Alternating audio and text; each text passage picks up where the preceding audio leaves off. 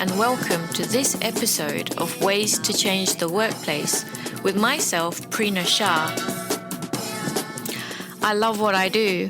I'm a global leadership coach, a consultant, a trainer, a keynote speaker, a podcaster. I help you to develop your leaders, your teams, and I help you to optimize your organizational cultures. I'm here to help you find ways to change your workplace. Why? Because we spend more time in our waking day at work than we do with our loved ones. It has to be a good place to be. So in this podcast, you can expect a mix of interviews with amazing thought leaders and then some solo episodes from myself as well. Strap yourselves in.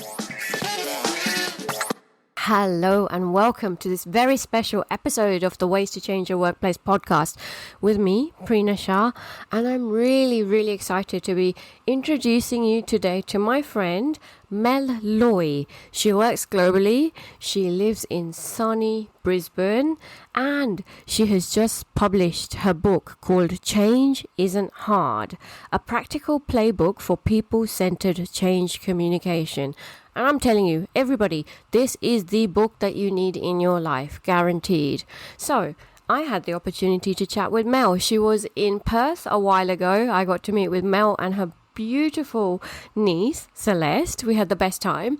And since then, we've just been talking all things books and all things comms and change. So I have asked her many questions in relation to how to communicate well in relation to her book, which is called Change Isn't Hard. I've got all of Mel's details in the show notes, so you really need to check her out and buy her book. I highly recommend it. Okay, let's tune in and check out all things Mel Loy.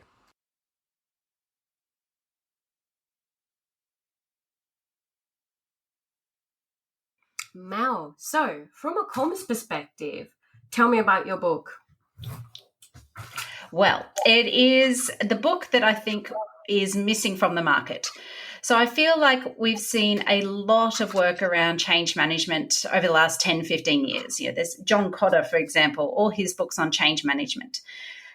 There's a lot of stuff out there around the ProSci and ADKAR methodology, which has some communication element to it, but it really is about change management. Yeah. And then there's a lot of books around communication, corporate comms. There's a few out there on internal comms, not a great deal, but there are some. Media relations, public relations. As we have become more specialized in different communications roles, there are very few people who really stick with a generalist role now. The gap for me was this change communication piece. How do you communicate well about change and to help drive change? And so this book has sort of come about from all those experiences I've gathered over the years and creating my own framework to help other people communicate change better. So I really do hope it becomes that bit of the go-to guide for anyone who's looking to communicate about change, whether you're a communications practitioner or not. 100%. So I love the differentiation you have and the table that you've got as well. Can you explain to me the difference between an internal comms person and a change comms person? Yeah, 100%. So internal comms and change comms, neither of them are more special or more, important than the other too. I want to make that point. They're just different specializations. So internal comms usually has a role in helping to drive the strategy, to support the CEO and the C-suite in developing their internal brands. They often manage a lot of the channels or most of the internal comms channels as well. So things like your intranets, your Slack, your Yammers, town halls, all those sorts of things. So they have a big part to play in the internal brand of an organization. Also, they usually get involved in some of those campaigns, things like Safety Week or Harmony Day or those sorts of things as well. So while there are elements of change to the role, it really is more about building that sort of collegiate workforce. It's about employee engagement, strategy, aligning people to goals and purpose of an organization. Change communication is really aligned to specific projects and initiatives that are about transformation. They're about change. So they can be things like, changing systems and processes that you use, mergers and acquisitions, great big structure changes in organizations, all those sorts of big change things where we're asking people to not only know something different, but feel something different and do something different as well. And change isn't always bad. Change can be really good, but sometimes it's really messy as well, or tricky. So a change practitioner or a change comms practitioner looks at how people communicate, how people respond to change, and they help to craft strategies that help anticipate some of those responses as well. Yeah, it's that anticipation piece, isn't it? And the fact that they tap into the human psyche in relation to change. You talk about change fatigue in the book as well. What is it and how can we address it, Mel? So change fatigue is very common, unfortunately, and it's become more common in the last few years where people are essentially burned out by the rate of change, not just the rate of change, but the scope of change. It's not just little changes anymore. We're talking big, massive transformational change that's been happening. And it happens more and more often in most organizations. So it gets to a point where people just don't care anymore, to be honest. They're just over it. They do not want to engage with any more change. They can't handle any more change. They feel like they're being pushed from pillar to post, that their world is constantly changing. And when that is the case, there's a huge lack of uncertainty a lot of the time. And uncertainty breeds fear, and fear breeds poor behavior and poor performance. So that's the outcome of change fatigue, is you really find you have a very disengaged workforce and productivity and performance really drop. And unfortunately, as I said, it's very, very common now more than ever. Yeah. And we've got security needs which aren't being met, and therefore fear happens as well. I know in your book you cover that. In your book, you've got this beautiful quote by George Bernard Shaw, who's a playwright and a political activist. And he said, the biggest single problem in communication is the illusion that it has taken place. Yes. Mel, just drop the mic there first. Can we expand upon this from a leadership perspective? And you talk about leaders as well in this relation. Can you expand on that point, please? Yeah. Well, firstly, I think it's telling that this quote is so old now. So this is not a new problem. And yet here we are.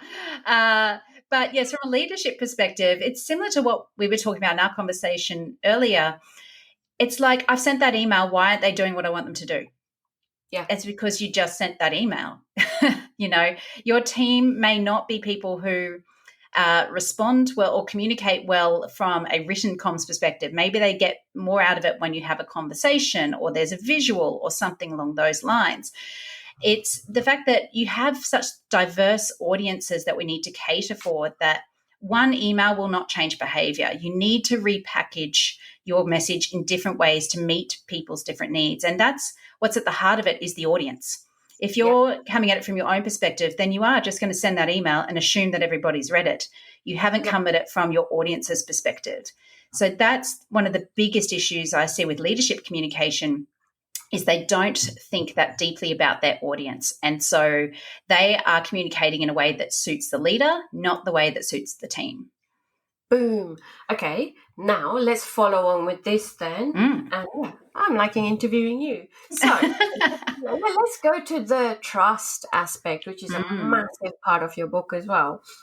And there's 3 T's of trust. Can I talk to that? And then Absolutely. Thoughtful, transparent, and timely. Talk to me, Mel, about the 3 T's of trust from your perspective, please. Yeah, for sure. And these are 3 principles that I apply to all communication, not just change comms. They are particularly helpful in crisis comms as well. Yeah. So I do teach that as part of the crisis comms work as well. Yeah. But thoughtful means empathetic, curious. It's about going back to, again, understanding your audience and thinking about things from their perspective, and also thinking about their different personality types, the different ways they communicate, the cultural aspects of their communication, even the diversity, inclusion, accessibility needs of their communication as well. So it really is thinking about that, but also, if I put my audience hat on, how would I be feeling about this change? And having that empathy. The timely piece is so important, because you want to be the person to tell the story. You don't want them to hear about it from the rumor mill first, because people remember the first message they hear. It's the primacy effect. So if what they've heard about this upcoming, new digital system through the grapevine is that it's really crap, then even when you come out with your message, it's too late. They've been primed to think it's going to be crap. So timely, we need to be on the front foot. We need to get ahead of the rumors, but we also need to make sure that people are kept up to date as the change progresses. So that's a big part of that as well. I want to feel well informed. I don't want to hear about it later on, or I wish I'd known that 2 weeks ago because I would have done something differently. It's so frustrating when communication isn't timely. No. And then the third piece is transparent. And this is transparent with boundaries. So, for example, if your organization is about to go through a big restructure, there's obviously industrial relations components to that you need to be very careful of, as well as people's privacy and those sorts of things. So, transparent within boundaries. But it is about, being open, genuine, authentic, honest. And if there's things that you can't talk about, that's okay. Just say, look, I can't talk about that right now for these reasons. So just being transparent about the reasons why can even help. Yes. And that gives you even more credibility as a leader, therefore. Yes, you're addressing it, but you're saying, I can't actually expand upon it. My hands are tied. And people respect you for that, 100%. Absolutely, yeah. Have you heard of, I'm going to sidetrack a bit, have you heard of the concept of Nemawashi? It's a Japanese concept of consulting, essentially. So Nemawashi, correct me if I'm wrong, and a little bit of poetic license here, it's related to the word of the root. So it's laying the groundwork for whatever change or stakeholder engagement that you're doing. And that is, you're consulting before you're officially consulting. Okay, Mel? So we've got a restructure happening. We know that's happening within a year. But you are my biggest stakeholder, so I'm going to come and talk to you about the fact that, Mel, the executive has stated that there's a restructure happening next year. What do you need? How can I help you? What are the missing pieces? And then you're already on board beforehand. So, and in terms of your stakeholders, you've got to get that right as well. But as you rightly said, so you've engaged with them pre-change, but then you have to continually communicate with them throughout the change as well. That's often the missing piece. So, from a HR perspective, they have this thing called consultation, which is two weeks, and it gets on my nerves. So this is me getting on my high horse, Mel. Please do. HR people sometimes, industrial relations especially, we've told people what's happening, we've done it, so that's a tick in the box. No, what a prime opportunity to have a beautiful conversation about what's going to happen, why it's going to happen, the benefit for you. Do you have any questions? Do you have any queries? Why not listen to the naysayers? Because often, Mel, they have such valid points to make as well, don't they? Which will really influence our change project as well. Because, if people in the ivory tower have decided whatever they've decided, we also need to hear the other perspective. And I also think that's a huge missing piece from that. 100%, I agree. And that kind of speaks to one of the models I share in the book is around those 4 change personality types, and one of them is your Nope Nelly, who default answer is no for anything to do with change, just no. But that doesn't mean that they are not important, because as you say, they can raise issues and challenges that other people haven't seen, almost that devil's advocate role. And you need that. You need that balanced view on a change. It's not always, sunshine and lollipops and everybody has a view to contribute. And a lot of the time, those Nope Nellies have really deep organizational knowledge that you just may not be aware of. So you absolutely have to tap into that. Yeah. And the other things we need to tap into, so let's refer. So we've got the Nope Nelly, we've got the Happy Helen, who's just like, yay, on board. We can use them as our change champions. We can use them to advocate for us. We've got the cautious Cals, and people are cautious sometimes when change does happen because there might be mistrust. So we need to address those cautions, those fears, essentially, that they might have. And then there's the fence-sitting Fred. And sometimes people sit on the fence because I don't know what's going to happen around the corner. I'll just watch from a side and I'll suss it out. Absolutely true. It's funny. I was watching that new ABC documentary last night on the Nemesis. So the years of the Tony Abbott and then the Malcolm Turnbull and then the Scott Morrison leadership in the Liberal Party, and watching that, Scott Morrison was absolutely the fence-sitting Fred. He was going to hitch his wagon to whoever was coming out on top. So he just stood back and let it happen. And watching that, even just last night, I'm like, hello, you are absolutely a fence-sitting Fred. I love it. So those personalities are out there. It's real. So let's frigging address them in the workplace. Mm-hmm. The other thing we really need to address, and you beautifully put this, and there's a diagram as well in your book, is that you sing to my ears, girl. A comms plan cannot be a standalone document when there's a change project happening. So you talk about the fact that we need to have a project plan. We need to have a change plan. They're different things. We need to have training. And then we have to have a comms plan and a leadership plan. Mel, can you expand? Absolutely. So what I've found in the past is that sometimes my comms plan would become the project plan because people just hadn't bothered making a project plan, and then they'd say, we need a comms plan for this. And they take your comms plan and present it as a project plan. But you cannot have a good comms plan without a good project plan. So that's number one. Your comms plan is meant to support the project plan. So in an ideal world, we'd have our project plan, which steps out all the people who are involved, all the parts of actually making this project come to life, all the tracks of different work, key milestones that have to be met, the budget, et cetera, et cetera. And from that, you get the change plan that goes, okay, well, what is the change? And what does that look like for different groups of people? And then we can develop our comms plan, our training plans, and our leadership plans to help bring that change to life. Now, what I find is that communications is seen as like it's the number one thing for change. But I would argue that leadership is probably more important, because if leaders aren't role modeling the change, if they're not helping to share feedback, if they're not reviewing things, if they're not removing roadblocks for people, then it doesn't matter how many beautiful emails and internet articles I write, that change is not going to happen. So again, we need to have these things to support the change, and the change plan should step out all the impacts and all those things. And then we can take that information and go, okay, what will that mean for my communication strategy? What will that mean for the training and development that needs to happen? What will that mean for the leadership piece as well? And so again, this is ideal world scenario that we would have these, but realistically, you should at least have a project plan and not expect the comms plan to fill the void of the change plan. Yeah, 100%. Mel, you touched on this, but I want to expand on this because this is an obvious one, but this is a huge one. I'll give you context. So I'm working with a client. They're in the health industry. They've sent out this mass email to, doctors, nurses, everything in between. And it's in HR lingo. I read it myself and I didn't understand it.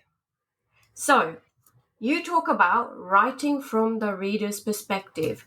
Please get on your high horse and talk to me about it. Absolutely.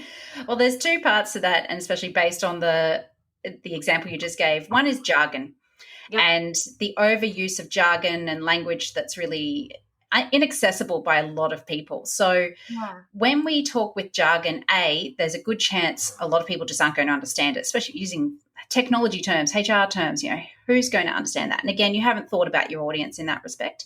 No. But B, there's some really interesting research around the fact that when people do use a lot of jargon and academic language and think they sound smarter, actually people don't think you're smart. They think you're much dumber than you are. So there's that side of things. The other side of it is, and I just saw this yesterday with some key messages somebody had drafted and asked me to review.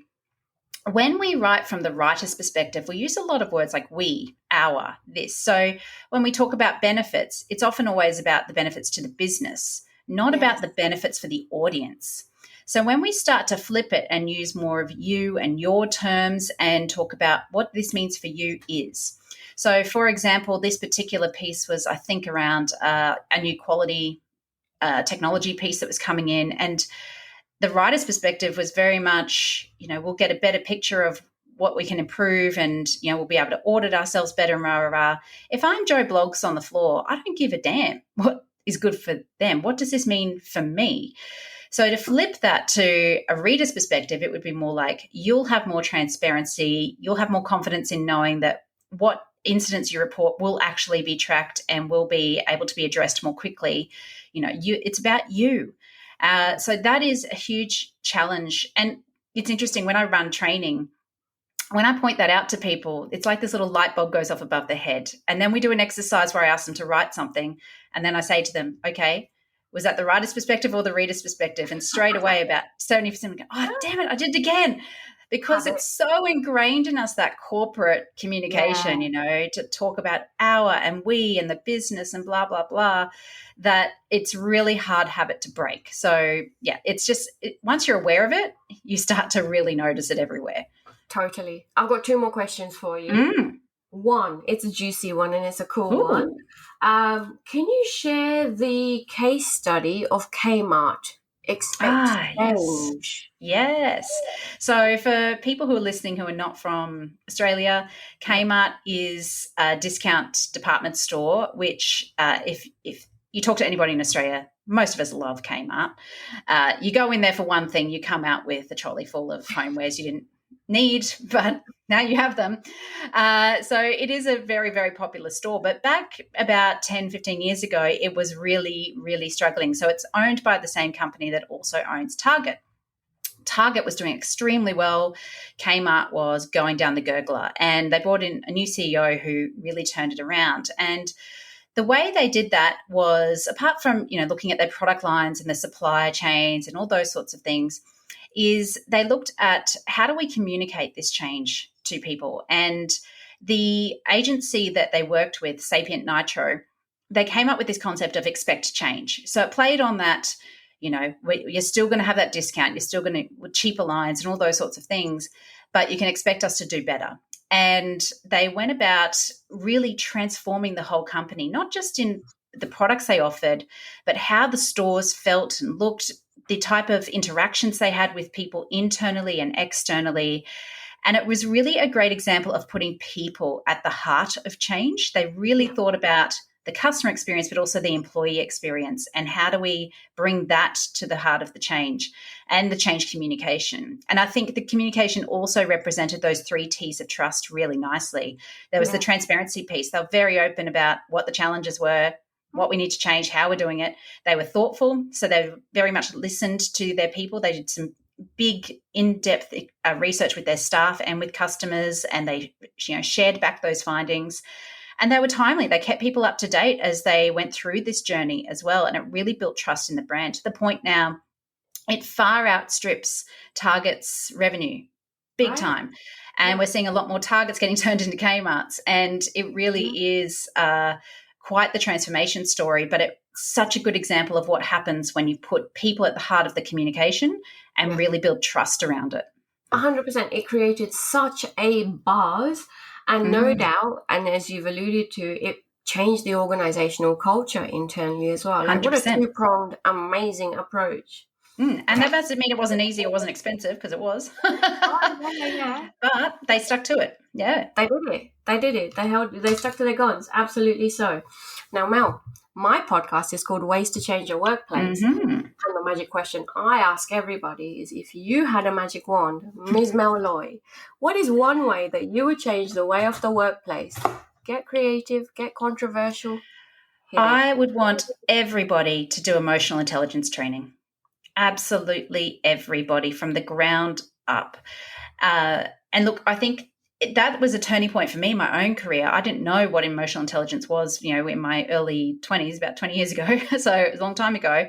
But doing that training and learning more about it in my own time, through people like Adam Grant's of the world, has really opened my eyes to how we work together and how we can have those conversations that matter, and not taking things personally, but taking things with curiosity. Going, oh, that's an unexpected reaction. I wonder why that person has reacted that way, as opposed to, going off your chops. So I think if everybody, just as a matter of, induction in your careers, could do emotional intelligence training, that would change so much in terms of morale, in terms of communication, in terms of leadership, and then ultimately productivity and the bottom line. Yeah. Beautiful. Thank you so much. That's all right. We'll just go change the world now, Prina, you and I, single-handedly. We can do it. Yeah. You just need 2 women in their activewear going for a walk with a coffee and problem solved. Well done. I love talking with you, Mel. Thank you. You too. How good was that episode? If you liked it, be sure to share it with a couple of other people. Also, in the show notes are details about my newsletter. Keep in touch. I send a newsletter out around once a month. It won't be spammy, it will be very practical. And if we're not connected on LinkedIn yet, we must be. Connect with me on LinkedIn. And on Instagram, I am Prina.Shah. I will see you somewhere else or in the next episode. Until then, goodbye.